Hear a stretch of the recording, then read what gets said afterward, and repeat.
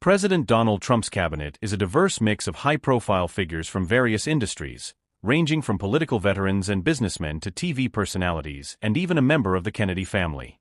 Each of these individuals brought their own unique background and expertise to the administration, reflecting Trump's unconventional approach to governance and his willingness to draw from outside the traditional political sphere.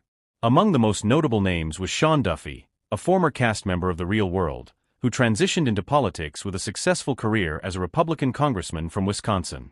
Duffy was known for his outspoken conservative views and was chosen by Trump for the position of the Director of the Office of Public Liaison, a role that emphasized outreach to communities and groups across the nation. His selection underscored Trump's strategy of blending entertainment with politics, a theme that would recur throughout his administration.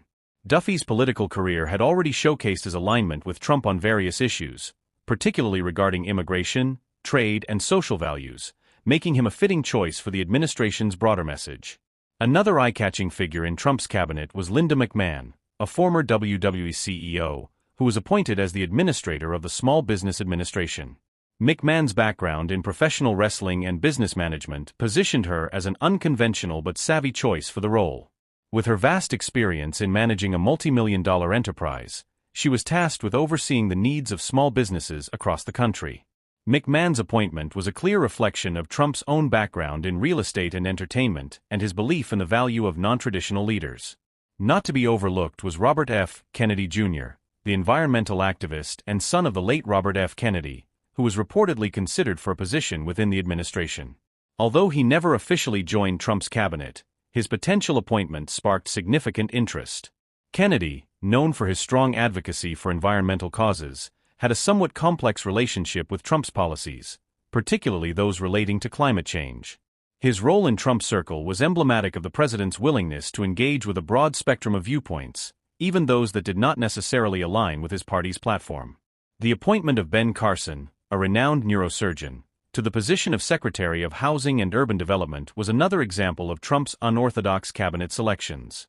Carson's background in medicine and his personal story of rising from poverty resonated with many Americans, particularly those who saw him as a symbol of the American dream. However, his lack of experience in public housing or urban development raised questions about his ability to navigate the complexities of the role. Nevertheless, Carson's tenure was marked by a focus on improving housing opportunities and tackling the challenges of poverty and inequality, issues that were central to Trump's populist agenda.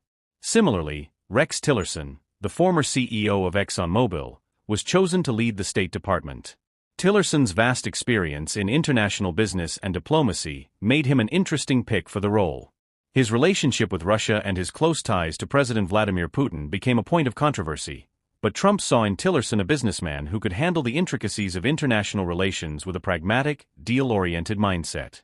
Despite some early optimism, Tillerson's tenure was marked by tensions with the White House, eventually leading to his dismissal after a series of disagreements over foreign policy decisions. In the realm of defense, James Mattis, a retired Marine Corps general, was appointed Secretary of Defense. Mattis's extensive military experience and reputation for strategic acumen made him one of Trump's more traditional cabinet picks.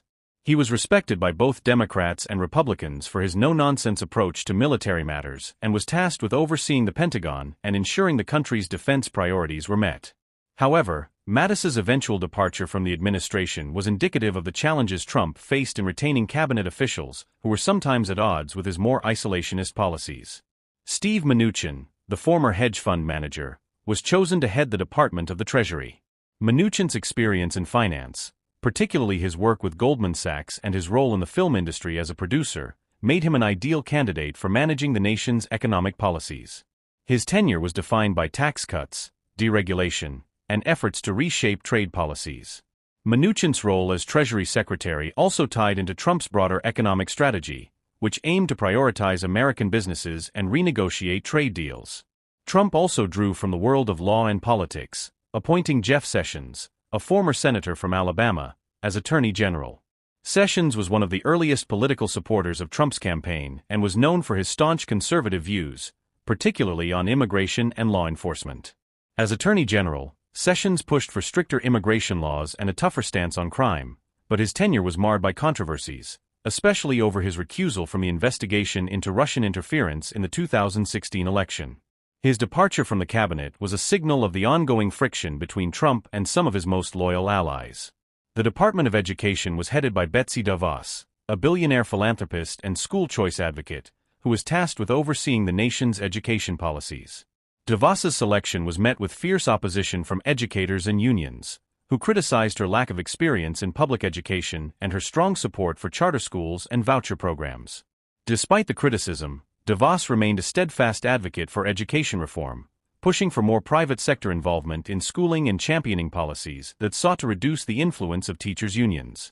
In the realm of Homeland Security, Kirstjen Nielsen was appointed as Secretary of Homeland Security, a position that was pivotal in shaping Trump's controversial immigration policies. Nielsen, a former deputy to Secretary John Kelly, had a background in cybersecurity and was viewed as a competent, if at times controversial, figure.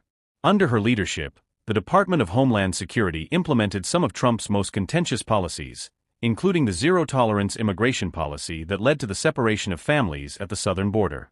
Another prominent figure in Trump's cabinet was Mike Pompeo, who served as CIA director before being appointed Secretary of State after Rex Tillerson's departure. Pompeo, a former congressman from Kansas, was a staunch supporter of Trump's foreign policy agenda. His tenure at the State Department was characterized by a hardline stance on Iran, North Korea, and China, as well as a deepening of U.S. ties with Israel. Pompeo's approach to diplomacy was often seen as combative, reflecting Trump's America First ethos, but he was a loyal ally